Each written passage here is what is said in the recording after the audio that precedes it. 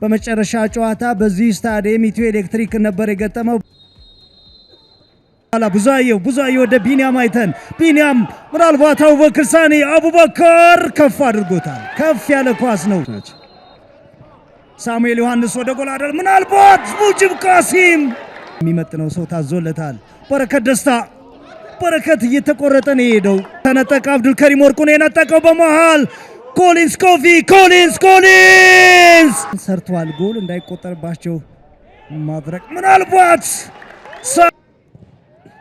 በረከት አላዛር ማርቆስ በቀላሉ ይዞታል። መስመር ላይ አቡበከር ከፍ ያለ ኳስ ደዋ በአዳማ በኩል ነፍስ ያለው ማጥቃት ከጠቀስን ይሄኛው ነው።